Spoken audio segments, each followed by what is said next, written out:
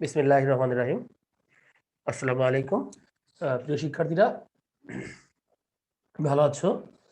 সুন্দর আছো? এই শুভকামনা নিয়ে আজকে অনলাইন ক্লাসটা শুরু করলাম। আজকের বিষয় হচ্ছে নগদান বই। নগদান বইয়ের মধ্যে আমরা যে বিষয়টা পাবো সেটা হচ্ছে 3 ঘর নগদান বই। 3 ঘরা। 3 ঘরা এটা কিন্তু খুবই ইম্পর্টেন্ট। কারণ হচ্ছে 3 ঘরা যে পারবে 2 ঘরা সে পারবে। কারণ হচ্ছে তুমি জানো যে শুধুমাত্র ভ্যাট বাদ দিলে কি হয়ে যায়? 3 ঘরার মধ্যে আর কোনো সমস্যা থাকে না, তুমি এটা জানো। সো 3 ঘোড়া কাকে বলে? যে নগদান বইতে ডেবিট ক্রেডিট উভয় দিকে 3টা টাকার ঘর থাকে। সাপোজ 3টা টাকার ঘর কি? নগদ টাকা, ব্যাংক টাকা এবং বাট্টা। এই 3টা ঘর থাকে, তাকে বলা হয় 3 ঘোড়া নগদান বই। এই 3 ঘোড়া নগদান বইয়ে আমি আবারও বলছি প্রিয় শিক্ষার্থীরা, কি থাকে? নগদ, ব্যাংক এবং বাট্টার ঘর। 3 ঘোড়া নগদান বই কিভাবে প্রস্তুত করতে হয়? কিভাবে 3 ঘর নগদান বই প্রস্তুত করতে হয়? মনে রাখতে হবে, লেনদেন থেকে 3 ঘর নগদান বই করতে যে নিয়মগুলো, 3 ঘর নগদান বইয়ের ডেবিট এবং ক্রেডিট উভয় দিকে 3টি করে টাকার ঘর রাখতে হয়। 3টি করে। কয়টা করে? 3টি করে। নগদ, ব্যাংক, বাট্টা সম্পত্তি হিসাব। 3 ঘর নগদান বইয়ের ডেবিট এবং ক্রেডিট উভয় দিকে 3টি করে টাকার ঘর রাখতে হয়। 3টি করে টাকার ঘর রাখতে হয়। 3 ঘর নগদান বইয়ের ডেবিট এবং ক্রেডিট উভয় দিকে 3টি করে টাকার ঘর রাখতে হয়। একটা হচ্ছে নগদ, ব্যাংক, বাট্টা। এরপরে 2 ঘর নগদান বইয়ের নিয়মগুলোই এখানে অনুসরণ করতে হয়। 2 ঘর নগদান বই জানো যে তুমি নগদান বইয়ের হিস্ট্রি জেনেছো কি? খুব সহজ এবং সুন্দর। নগদ পাওয়া গেলেই আসবে, নগদ না পাওয়া গেলে আসবে না। নগদ পাওয়া গেলে আসবে, নগদ না পাওয়া গেলে আসবে না। ঠিক আছে, এই কথাটা মনে রাখলেই হয়ে যাবে। 3 ঘর নগদান বইয়ের বাট্টায় লিপিবদ্ধ হয়, ডেবিট প্রদত্ত বাট্টা লিপিবদ্ধ হয় এবং মনে রাখতে হবে প্রদত্ত প্রাপ্ত বাট্টা ক্রেডিট দিকে লিখতে হয়। প্রদত্ত বাট্টা ডেবিট দিকে, প্রাপ্ত বাট্টা ক্রেডিট দিকে লিখতে হয়। বাট্টার কোনো উদ্বৃত্ত নির্ণয় করতে হয় না। বাট্টা যেটা আছে সেটা কিন্তু আর কোনো উদ্বৃত্ত দরকার হবে না। জাস্ট তুমি শুধু বাট্টাটাই লিখে দিবা এবং প্রদত্ত বাট্টা এবং প্রাপ্ত বাট্টার যোগফল নির্ণয় করে খতিয়ান হিসাব করতে হবে। ঠিক আছে, ওকে। 3 ঘর নগদান বইয়ের কি বলছো? বইয়ের নমুনা বা ছক। 3 ঘর নগদান বই, আবারও বলছি, 3 ঘরা নগদান বইয়ের নমুনা বা ছক। 3 ঘরা নগদান বইয়ের নমুনা বা ছক। তাহলে 3 ঘর নগদান বই, ডেবিট তারিখ, হিসাবের নাম, তারপর হচ্ছে এখানে ওই যে রসিদ নম্বর, খতিয়ান পৃষ্ঠা, রসিদ নম্বর, খতিয়ান পৃষ্ঠা, নগদ, ব্যাংক, বাট্টা। তার হচ্ছে হিসাবের নাম, রসিদ নং, খতিয়ান পৃষ্ঠা, নগদ, ব্যাংক, বাট্টা। আবারও বলছি, 3 ঘর নগদান বই। 3 ঘর বইয়ের মধ্যে হচ্ছে তার হিসাবের নাম, রসিদ নং, খতিয়ান পৃষ্ঠা, নগদ, ব্যাংক, বাট্টা। নগদ, ব্যাংক, বাট্টা। আবারও বলছি, 3 ঘর নগদান বইয়ের যে বিষয়টা হচ্ছে তার হিসাবের নাম, রসিদ, খতিয়ান নং, নগদ, ব্যাংক, বাট্টা। তার হিসাবের নাম। এখানে হচ্ছে ভাউচার। তো তোমার মধ্যে একটা কথা আসতেই পারে যে স্যার দেখো, ডেবিট দিকে রসিদ নম্বর, ক্রেডিট নম্বর হচ্ছে ভাউচার কেন?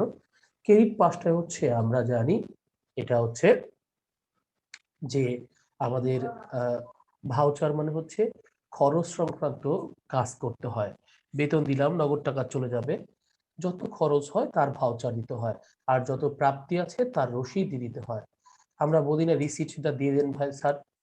যখন তুমি সিটি কলেজে টাকা জমা দাও তখন তোমাকে একটা রসিদ দিয়ে দেয়, রিসিপ্ট যারা বলা হয় দিয়ে দেয়। আবার যখন তুমি কোনো জায়গায় খাও বা কোনো ব্যয় করো তখন তাকে বলে ভাউচার দিচ্ছ। তাহলে রসিদ নং, খতিয়ান পৃষ্ঠা, নগদ টাকা, ব্যাংক, বাট্টা, ভাউচার নম্বর, খতিয়ান পৃষ্ঠা, নগদ, ব্যাংক, বাট্টা, এগুলো ডেবিট ক্রেডিট করে হিসাব করতে হয়। প্রিয় শিক্ষার্থীরা, আমি মনে হয় তোমাদের সাথে বলতে পেরেছি বা বোঝানোর চেষ্টা করেছি। 3 ঘর নগদান বইয়ের সাধারণ সমস্যা এবং সমাধান। নগদান বইয়ের খুব সমস্যা হচ্ছে 1, 3 ঘর নগদান বই অবলম্বনে রাকিব বা রকিব এন্টারপ্রাইজ এর হিসাব বইতে 2018 সালের মে মাসের জন্য একটি 3 ঘর নগদান বই প্রস্তুত করা হলো। 2018 মে 1 নগদ তহবিলে 15,000 টাকা এবং ব্যাংক উদ্বৃত্ত 18,000 টাকা। মনে রাখতে হবে যে নগদ তহবিল 15,000, ব্যাংক উদ্বৃত্ত 18,000। আবারও বলছি, নগদ তহবিল 15,000, ব্যাংক উদ্বৃত্ত 18,000। তাহলে একটা কথা মনে রাখলেই হয়ে যাবে, নগদ তহবিলের ব্যালেন্স লিখবা, ব্যাংকের ব্যালেন্স লিখবা।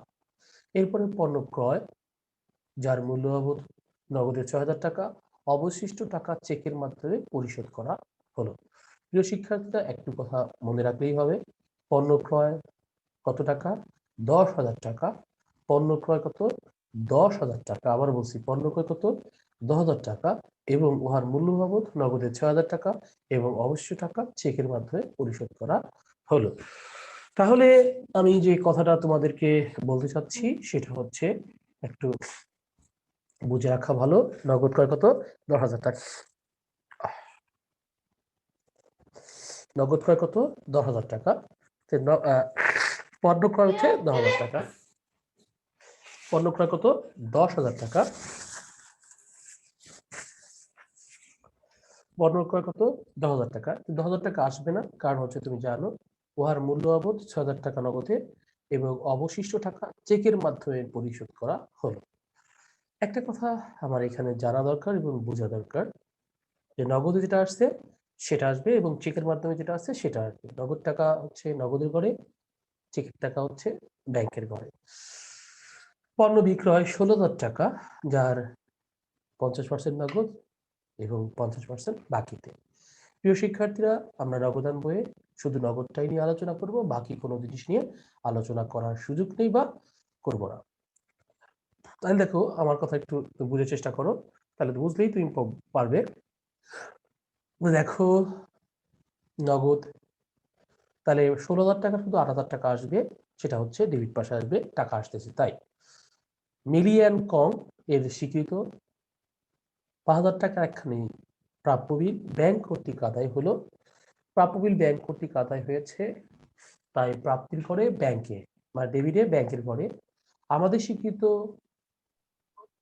3,000 একটি পদীয় বিল পরিশোধনে ব্যাংকের নির্দেশ দেওয়া গেল, তাহলে ক্রেডিট পাশে ব্যাংকের ঘরে। তাহলে 8 তারিখে ডেবিট পাশে ব্যাংকের ঘরে প্রাপ্য হিসাব, ক্রেডিট পাশে পদীয় হিসাব, সেটা হচ্ছে 3,000 টাকা ব্যাংকের ঘরে। ব্যাংক থেকে উত্তোলন 7,000 টাকা, যার মধ্যে ব্যক্তিগত প্রয়োজনে 2,000 টাকা। ব্যাংক থেকে উত্তোলন 7,000 টাকা। মনে রাখতে হবে, আমরা উত্তোলন দুটো কারণে করি, একটা হচ্ছে ব্যবসায়ের প্রয়োজনে আর একটা হচ্ছে ব্যক্তিগত প্রয়োজনে। ব্যবসায়ের প্রয়োজনে যে উত্তোলনটা হয় সেটা কন্ট্রায়েন্টি, তুমি এর আগেও জেনেছো, এখনো জেনেছো, জানো যে আমরা ব্যবসায়ের প্রয়োজনে যে ব্যাংকে উত্তোলন করা হয়, ব্যবসায়ের প্রয়োজনে যেটা উত্তোলন করা হয় সেটা হচ্ছে ব্যাংক থেকে উত্তোলন 7,000 টাকা, যার মধ্যে ব্যক্তিগত প্রয়োজনে উত্তোলন 2,000 টাকা। তাহলে ব্যাংক থেকে যে উত্তোলনটা হচ্ছে, আবারও বলছি, ব্যাংক থেকে যে উত্তোলনটা হচ্ছে, যে ব্যাংক থেকে উত্তোলন সেটা কতটুকু ব্যবসায়ের জন্য? 7 থেকে 2,000 টাকা বাদ 5,000 টাকা। তাহলে এই 5,000 টাকা কন্ট্রান্টি, একটা হচ্ছে নগদে ব্যাংক লেখে নগদের ঘরে, ডেবিট পাশে, ক্রেডিট পাশে আবার কি বলা হয়, ব্যাংক লেখে নগদ লেখে ব্যাংকের ঘরে, এবং প্রত্যেকটাই সি কথাটা লিখতে হবে। আর ব্যক্তিগত প্রয়োজনে যেটা উৎস ক্রেডিট দিকে উত্তোলন লিখে ব্যাংকের ঘরে যাবে। প্রিয় শিক্ষার্থী, আমি আলোচনা করলাম রূপসা অ্যান্ড কং এর নিকট হতে তাদের 8,000 টাকার দেনার পূর্ণ নিষ্পত্তি সাপেক্ষে রূপসা অ্যান্ড কং এর নিকট হতে 8,000 টাকার দেনার পূর্ণ নিষ্পত্তি সাপেক্ষে নগদ 4,000 টাকা এবং 3700 টাকা একখানি চেক পাওয়া গেল। দেখো, পূর্ণ নিষ্পত্তিতে 4,000 টাকা নগদ পেয়েছি এবং 3700 চেক পেয়েছি। তাহলে আমরা মনে রাখবো যে 4,000 টাকা নগদ, অনেকে চেকটাকে আমরা ব্যাংক নগদ টাকা ধরি না, ধরলাম এখানে 3700 টাকা ব্যাংকে দিলাম, আর হচ্ছে 300 টাকা হচ্ছে বার্তা। প্রিয় শিক্ষার্থীরা, আবারও বলছি যে রূপসা অ্যান্ড কং এর নিকট হতে তাদের 8,000 টাকার দেনার পূর্ণ নিষ্পত্তি সাপেক্ষে নগদ 4,000 টাকা এবং 3700 টাকা চেক পাওয়া গেল। আবারও বলছি, দেখো, যার সুবিধার্থে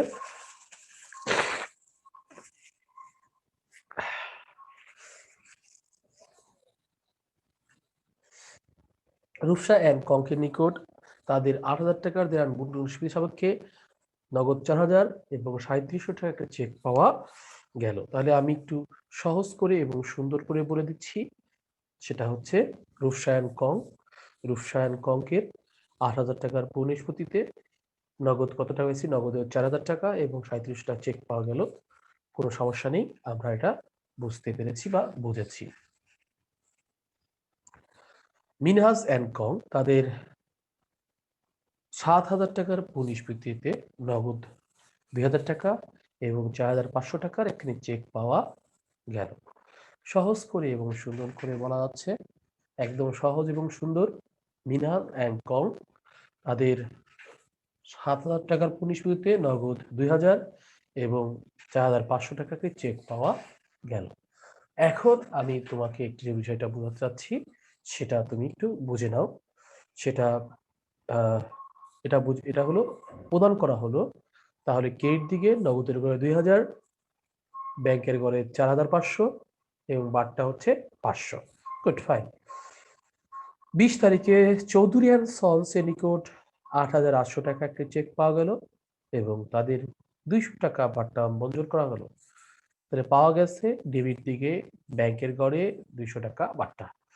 আমজাদ ট্রেডার্সকে 9,700 টাকা প্রদান করা হলো, তাদের 300 টাকা বার্তা পাওয়া গেল। তাহলে ক্রেডিট দিকে নগদে হচ্ছে 9,700 এবং বার্তা হচ্ছে 300 টাকা। এরপর টেলিফোন বিল এত টাকা, বিদ্যুৎ বিল এত টাকা চেক মার্ফত প্রদান করা হলো। যাই দেও না কেন, টেলিফোন বিল 500 টাকা নগদে, বিদ্যুৎ বিল 1,000 টাকা ব্যাংকের মাধ্যমে প্রদান করা হয়েছে।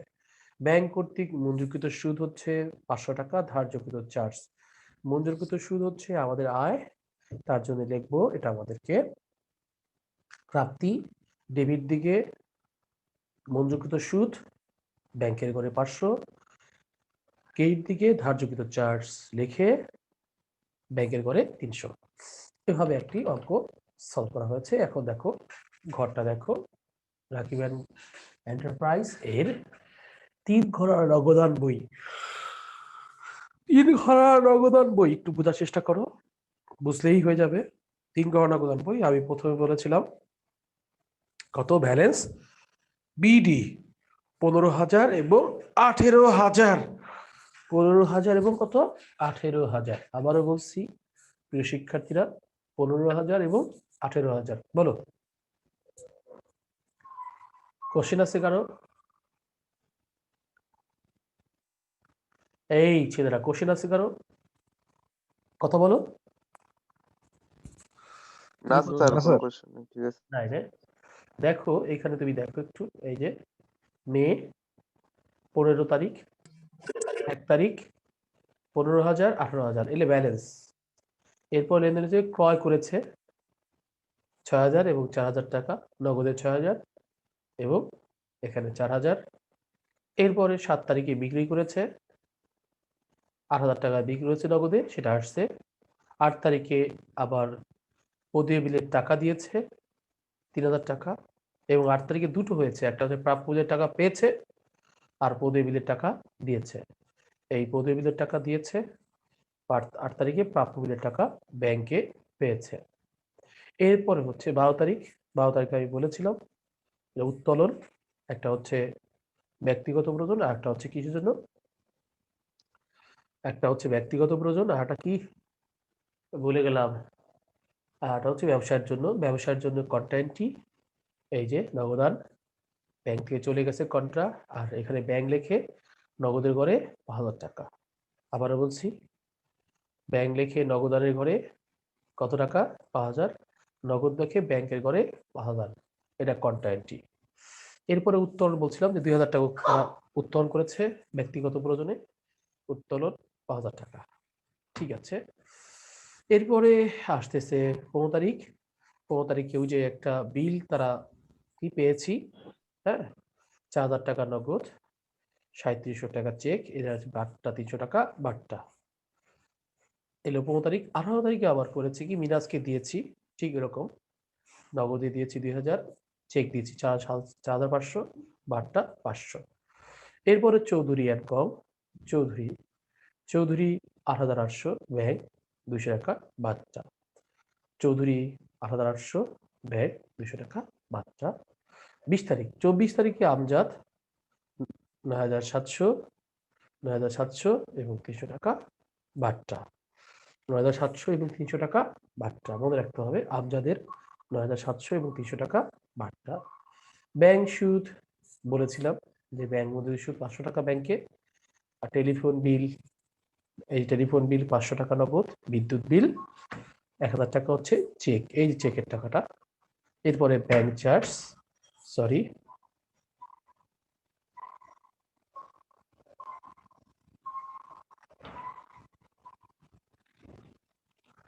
এই তো হচ্ছে ব্যাংক চার্জ 300 টাকা। এরপরে তোমাকে মনে রাখতে হবে সব সময়, একদম সব সময় নগদান বহি কখনোই ক্রেডিট উদ্বৃত্ত হবে না, সবসময় ডেবিট উদ্বৃত্তটাই হবে। কারণ তোমার ব্যাংকে যে টাকা আছে তার চেয়ে বেশি কখনো তুমি খরচ করতে পারবে না।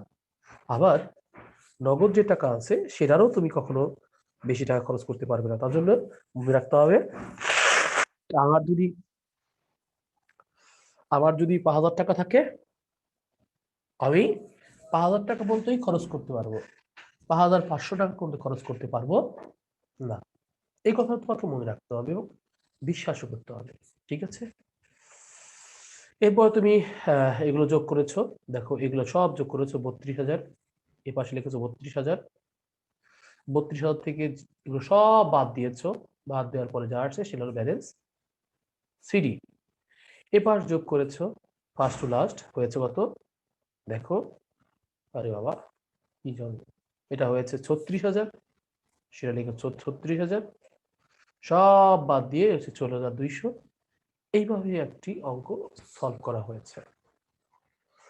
আচ্ছা শিক্ষার্থীরা, কোনো কোশ্চেন থাকলে আমাকে বলো, আমি সেটা অ্যান্সার করবো। এখন এই অঙ্কের কোনো কোশ্চেন থাকলে আমাকে বলো, বলো কোনো কোশ্চেন আছে কি? হ্যালো, কোনো কোশ্চেন আছে? না না স্যার, স্যার। কোয়েশ্চেন নেই। কোশ্চেন নাই? এখানে আসছে জি হচ্ছে না স্যার। কোনো কোশ্চেন নাই? ঠিক আছে, থ্যাংক ইউ, তোমাকে ধন্যবাদ। আমি পরবর্তী অঙ্কে চলে যাচ্ছি।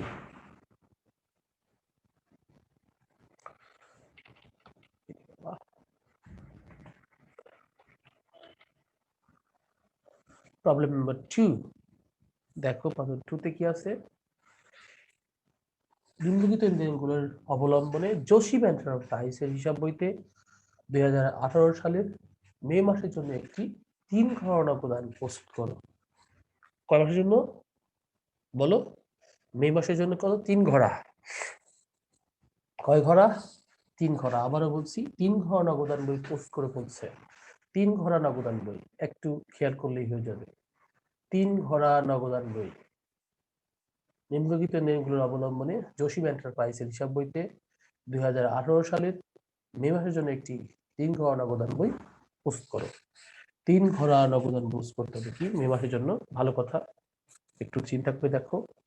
প্রারম্ভিক হাতে নগদ 5,000 টাকা, ব্যাংক জমার ক্রেডিট ব্যালেন্স 3,000 টাকা। ক্রেডিট ব্যালেন্স একটা হচ্ছে ডেবিট ব্যালেন্স আর হচ্ছে ক্রেডিট ব্যালেন্স। ব্যাংকের ক্রেডিট ব্যালেন্স হতে পারে, কেন হতে পারে আমাকে বলতে হবে।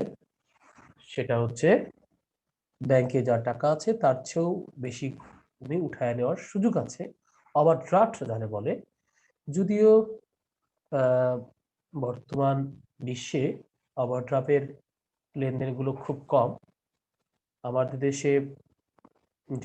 দেশের সিস্টেমগুলোর মধ্যে ব্যাংকের যে টাকা আছে তার চেয়ে বেশি টাকা যখনই হয় সেটাকে লোন হিসেবে দেখানো হয়, ওভারড্রাফট কথাটা ইউজ করা হয় না। কিন্তু আমাদের তো ব্যাংকের ক্রেডিট ব্যালেন্স হতেই পারে। প্রারম্ভিক হাতে নগদ 5,000 টাকা, ব্যাংক জমার ক্রেডিট ব্যালেন্স কত? 3,000 টাকা। তুমি এটা দিয়ে দিবা প্রিয় শিক্ষার্থীরা, সুন্দর করে দিয়ে দিবা। একটা হচ্ছে ডেবিট পাশে নগদের ঘরে, আর একটা হচ্ছে ক্রেডিট পাশে ব্যাংকের ঘরে। নগদ বিক্রয় 7,000 টাকা, ভালো। ধারে বিক্রয় 3000 টাকা। 3000 টাকা কখনোই আসবে না, যখন 7000 টাকা আসবে ক্রেডিট দিকে বিক্রয় লিখে নগদের করে আলহামদুলিল্লাহ, সরি বাবা।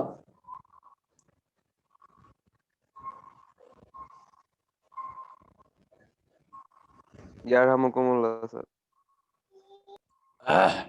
থ্যাংক ইউ বাবারে, বেশ ঠান্ডা লাগছে বুঝছো। ঠান্ডা বলতে সর্দি যেটা বলা হয়, ঠান্ডা কাশি নাই, এটা সর্দি লাগছে। এরপর হচ্ছে প্রারম্ভিক ব্যাংক জমা অতিরিক্ত সম্পূর্ণ ব্যাংকে জমা দিয়েছি। এই যে টাকাটা 3000 টাকা ছিল, এই 3000 টাকা ব্যাংকে জমা দিছো, ভালো কথা, ব্যাংকে জমা দিয়ে দাও। তাহলে ব্যাংকে জমা দিলেই কন্ট্রা এন্ট্রি মনে রাখতে হবে। যখনই তুমি ব্যাংকে জমা দিয়েছো তখনই সেটা কি হবে, কন্ট্রা এন্ট্রি হয়ে যাবে। আবারও বলছি, যখন তুমি ব্যাংকে জমা দিয়েছো ঠিক তখনই এটা কন্ট্রা এন্ট্রি হয়ে যাবে। কন্ট্রা, কেন কন্ট্রা এন্ট্রি হয়ে যাবে তুমি এটা আমার মনে হয় বুঝতে পেরেছো, এবং বোঝার চেষ্টা আমার মনে হয় তোমার হওয়া দরকার বা বুঝেছ। প্রারম্ভিক নগদ গেল, মানে এটা তুমি বুঝতে পেরেছো। প্রারম্ভিক হাতের নগদ ওটা শেষ। প্রারম্ভিক ব্যাংক জমা অতিরিক্ত সম্পূর্ণ অর্থ ব্যাংকে জমা দেওয়া হলো। প্রারম্ভিক ব্যাংক জমা অতিরিক্ত সম্পূর্ণ অর্থ ব্যাংকে টোটালি ব্যাংকে জমা দিয়েছো। একটা কথা তোমার ভাবা উচিত, ব্যাংকে জমা অতিরিক্ত সম্পূর্ণ অর্থ ব্যাংকে জমা দেওয়া হলো মানে কি, আবারও বলছি যে 3000 টাকা ব্যাংকে জমা দিবা এবং নগদ থেকে 3000 টাকা কমিয়ে দিবা। বুঝতে পারছো? ডেবিট পাশে ব্যাংকের করে লিখতে হবে নগদ, ক্রেডিট পাশে লিখতে হবে ব্যাংক, হবে নগদের ঘরে কন্ট্রাক্টি। এরপরে যাও তুমি 7 তারিখ, 5% বাট্টা বাদ দেওয়ার পর নগদ ক্রয় হচ্ছে আমার 1200 টাকা। এই যে ক্রয় এবং বিক্রয়ের সময় যে বাট্টা থাকে সেটাকে বলে কারবারি বাট্টা। সেই বাট্টা কখনোই আসবে না। প্রিয় শিক্ষার্থীরা, তুমি জানো যে কখনোই এই বাট্টা আসবে না। 5% বাট্টা বাদ দেওয়ার পর নগদ ক্রয় কত, 1200 টাকা। তার হচ্ছে 5% বাট্টা বাদ দেওয়ার পর নগদ ক্রয় কত, 1200 টাকা। এটা কখনোই আসবে না, মনে রাখতে হবে। যে শিক্ষার্থীরা, এটা মনে রাখতে হবে যে 1200 টাকা কখনোই 300 টাকা যেটা আছে বাট্টা সেটা আসবে না, এটা কারবারি বাট্টা। ক্রয় এবং বিক্রয়ের সময় যে বাট্টা আসে সেটা আসে না। শিউলির নিকট থেকে 2% বাট্টায় 20,000 টাকার নিষ্পত্তিতে নগদ 19,600 টাকা পাওয়া গেল। শিউলির নিকট থেকে ইওর ইন্টারনেট কানেকশন ইজ কি বলে সাস্টেনেবল না কি নট, কি যে অবস্থা, ইন্টারনেট নিয়ে একদম বিপদে আছি, চরম বিপদে আছি। আচ্ছা, ভালো কথা, কোন রকম ভাবে চলে গেলেই হয়। শিউলির নিকট থেকে বাট্টায় নিষ্পত্তিতে আসতে হতো, সেটা আসবে, পাওয়া গেল। তাহলে ডেবিট পাশে লিখে শিউলির নাম লিখে নগদে হচ্ছে 19,400, বাট্টা হচ্ছে 19,600, বাট্টা হচ্ছে 400। একটি প্রাপ্য বিল আদায়ের জন্য ব্যাংকে জমা দেওয়া হলো, ভালো কথা, ব্যাংকে জমা দিয়েছি প্রাপ্য বিল। তাহলে আমি সহজ কথা বলবো যে ডেবিট পাশে প্রাপ্য বিল লিখে ব্যাংকে 3000 টাকা দিব। 12 নম্বর হচ্ছে আমাদের দেনা 2000 টাকার 5% বাট্টায় চেকের মাধ্যমে পরিশোধ করা হলো, ভালো কথা। 2000 টাকা চেকের মাধ্যমে পরিশোধ করলে 5% হবে 1000 টাকা, 100 টাকা। তাহলে 1900 টাকা দিব ব্যাংকের ঘরে, 1900 টাকা দিব ব্যাংকের ঘরে, 100 টাকা হচ্ছে বাট্টা। কর্মচারীর বেতন নগদে প্রদান করা হলো 500 টাকা, ভালো কথা, বেতন নগদে 500। চেকের মাধ্যমে লভ্যাংশ প্রাপ্তি, চেকের মাধ্যমে লভ্যাংশ প্রাপ্তি, তাহলে আমার লভ্যাংশ লিখে আবার বলছি, লভ্যাংশ লিখে ব্যাংকের ঘরে ডেবিট পাশে 2000 টাকা।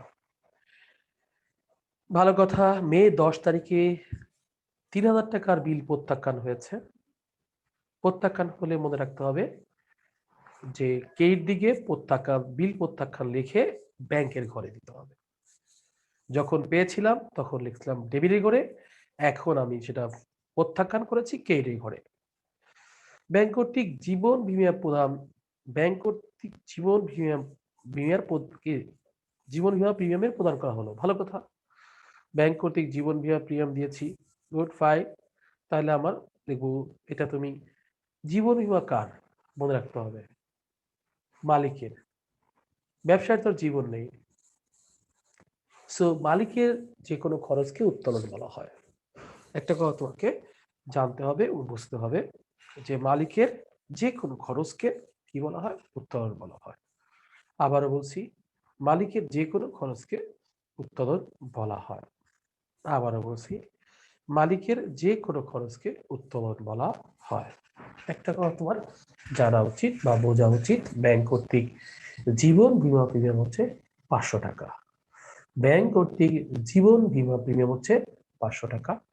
তাহলে তাহলে আমি দিয়ে দিলাম কত, 500 টাকা। এটা হচ্ছে উত্তোলন ক্রেডিট দিকে ব্যাংকের ঘরে।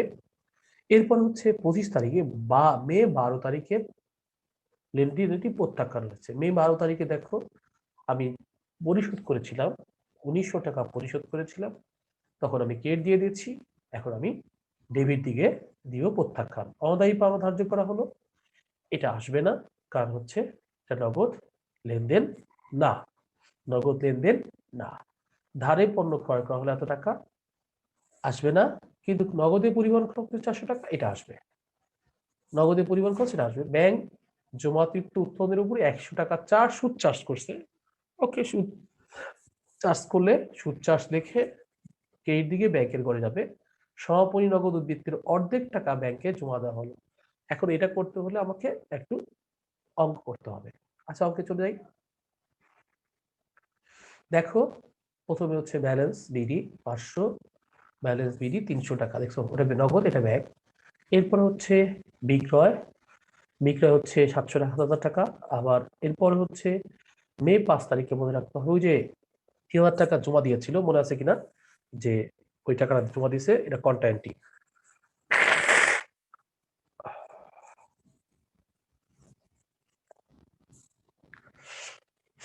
এটা কন্টাইনটি।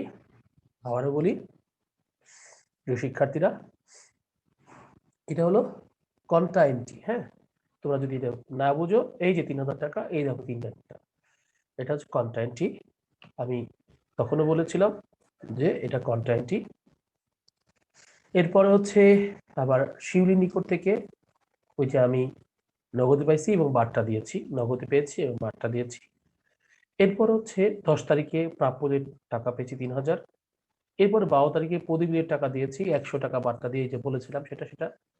এরপরে হচ্ছে 15 তারিখে বেতন দিয়েছি, বেতন। 18 তারিখে লাভ্যাংশ পেয়েছি ব্যাংকে। 20 তারিখে মনে রাখতে হবে আমাকে, আমি প্রাপ্য হিসেবে টাকা দিয়েছি 3000। 22 তারিখে উত্তোলন করেছি, ওই যে উত্তোলন মানে জীবন বীমা প্রিমিয়াম দিয়েছি, এটা হচ্ছে কত, 500 টাকা। 25 তারিখে আমি প্রতি হিসেবের টাকার প্রত্যাখ্যান হয়েছে, যে টাকাটা, এই টাকাটা প্রত্যাখ্যান হয়েছে।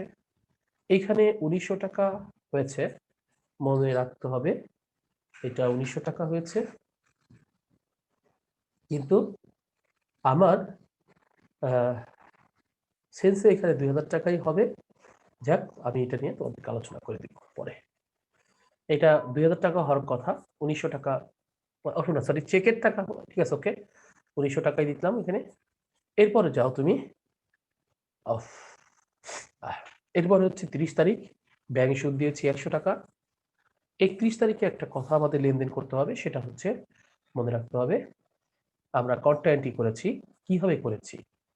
আমরা ফার্স্ট যেটা নগদের সব যোগ করব, সব যোগ করেছি প্রিয় শিক্ষার্থীরা। দেখো 21,600 টাকা, 21,600 টাকা, এই 21,600 থেকে, সরি 31,600 থেকে আমরা সব বাদ দিব। বাদ দিয়ে আমাদের দেখলাম 22,000 টাকা হয়েছে।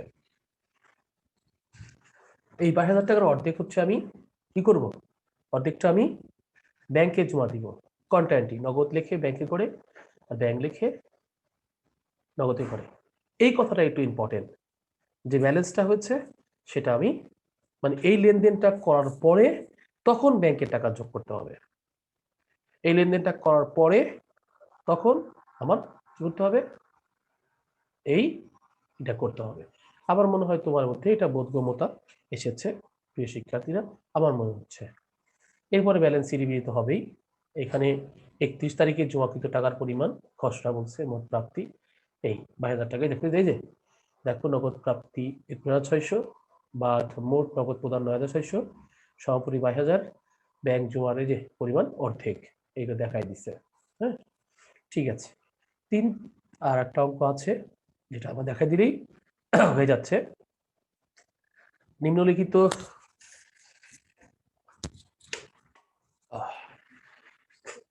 নিম্নলিখিত লেনদেনগুলো অবলম্বনে হাকিম এন্টারপ্রাইজের হিসাব বইতে 2018 সালের মে মাসের জন্য একটি 3 ঘরানা অবদান ব্যবস্থা করো। ভালো কথা, 3 ঘরা করলাম, আবার বললাম প্রারম্ভিক নগদ তহবিল এত, প্রারম্ভিক জমাতে এত টাকা। ও মাই গড।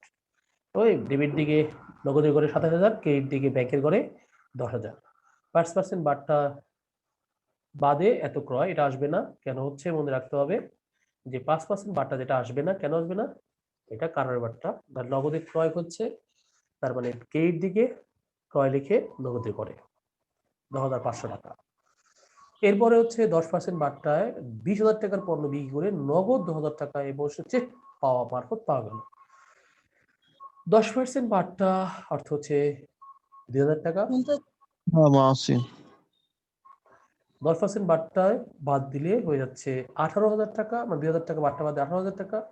নগদ পেয়েছি 10,000, 8,000 টাকা কি চেক মারফত, তার মানে হচ্ছে ডেবিট দিকে বিক্রয় লিখে নগদের করে 10,000, 8,000 টাকা হচ্ছে ব্যাংকের করে। 8,000 টাকার পণ্য ক্রয় করে একটি বিলে স্বীকৃতি দেওয়া হলো। 8,000 টাকার পণ্য বিক্রি করে ক্রয় করে একটি বিলে স্বীকৃতি দেওয়া হয়েছে। ভালো কথা, 8,000 টাকার পণ্য আমি ক্রয় করেছি, একটা বিলে স্বীকৃতি প্রদান করেছি, খুব সহজ। 8,000 টাকার পণ্য ক্রয় করে একটি বিলে স্বীকৃতি দেওয়া হয়েছে, 8,000 টাকার পণ্য বিক্রি করে একটি বিলে স্বীকৃতি দেওয়া হয়েছে। ভালো, খুব সহজ। বিলের স্বীকৃতি দেওয়া হলো, লেখো পদীয় হিসাব লিখে ক্রেডিট দিকে ব্যাংকের করে, অথবা তুমি এটা দরকারই নাই, এন্ট্রি দরকার নাই, কারণ হচ্ছে এটা আমি মনে করি যে এটা তোমাদের নগদের সাথে জড়িত না, সো এটা আসবে না। 5 নাম্বারটা টোটালি আসবে না। কেন আসবে না, আমি এটা চেকও না, এটা হচ্ছে নগদও না, সো এটা দরকার নেই। এই মে 5 তারিখের প্রাপ্ত বিলের অর্থ নগদে পাওয়া গেল, এখন আসবে প্রাপ্য বিল লিখে নগদে কত, 8,000 টাকা না 7,000 টাকা। তাহলে 5 তারিখ কি লেনদেনটা আসতেছে না, কারণ আমি বিলে দিয়েছি, স্বীকৃতি দিয়েছি, আবার স্বীকৃতি পেয়েছি, বাট নগদে এটা আসবে না। ব্যাংক থেকে উত্তোলন ব্যক্তিগত প্রয়োজনে 7,000 টাকা, অফিসের প্রয়োজনে 4,000 টাকা। ভালো কথা, ব্যাংক থেকে উত্তোলন ব্যক্তিগত প্রয়োজনে কত, 7,000, অফিসের প্রয়োজনে 4,000। তাহলে ব্যক্তিগত প্রয়োজনে 7,000 টাকা, গুড ফাইন। ব্যাংক থেকে উত্তোলন ব্যক্তিগত প্রয়োজনে 7,000 টাকা, এটা কিন্তু ক্রেডিট দিকে উত্তোলন লিখে ব্যাংকের করে অফিসের প্রয়োজনে 4,000, এটা কিন্তু কনটা, এটা কিন্তু পুরোপুরি কনটা প্রিয় শিক্ষার্থীরা, মনে রাখতে হবে। এটা কনটা মানে কি, এটা নগদ লিখে আবার ডেবিট দিকে ব্যাংক লিখে নগদের করে 4,000, আর ক্রেডিট দিকে ব্যাংক লিখে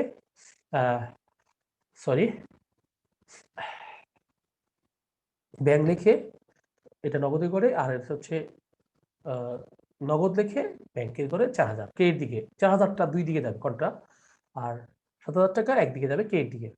কারবার থেকে উত্তোলন, গুড ফাইন, কারবার থেকে নগদ উত্তোলন, ভালো কথা। উত্তোলন লিখে আমরা কারবার থেকে উত্তোলন করেছি, উত্তোলন লিখে ক্রেডিট দিকে। চেকের মাধ্যমে কম্পিউটার ক্রয়, ভালো, কম্পিউটার ক্রয় লিখে ক্রেডিট দিকে ব্যাংকের ঘরে। 10% বাট্টায় হানিফের নিকট নগদ আদায় হলো, লেখো আমরা হানিফ লিখে নগদান লিখে, মানে হানিফ লিখে নগদে করে ডেবিট দিকে। রনিকে প্রদান করা, রনিকে নগদে পরিশোধ করা হলো, ভালো কথা, নগদে পরিশোধ করে দিয়েছি।